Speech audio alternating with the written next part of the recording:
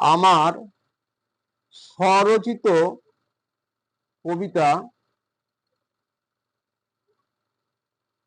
কবিতাটির নাম লোকসভা ভোট দাও সঠিক স্থানে। আপনাদের পাঠ করে শোনাচ্ছি। কবি দিলীপ কুমার মণ্ডল।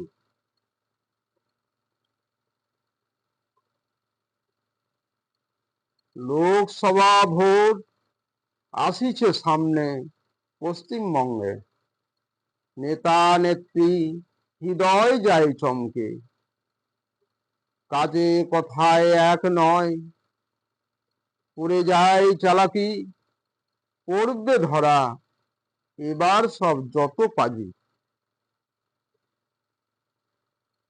কুকর্মে লিপ্ত লুঠে লুঠে রং মহলে আছে বসে, সবই বুঝি এবার যাবে সব শেষে।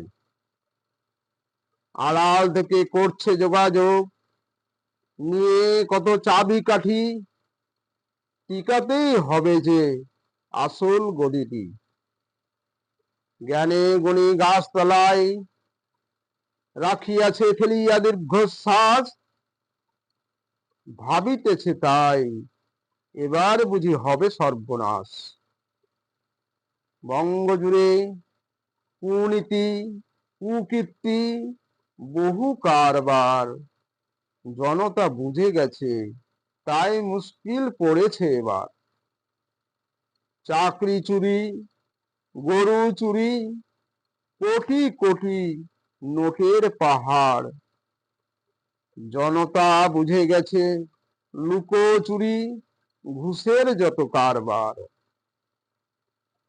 কয়লা চুরি, বালি চুরি, কাটমানি, চাঁদাবাজি, এই চোরেদের ভোট দিলে আবার হবে চুরি। গরিবকে শোষণ মিটায় পিপাসা, পড়ে যায় ব্যবসা, পাবে না ভোট তাই তো তারা আশা নিরাশা।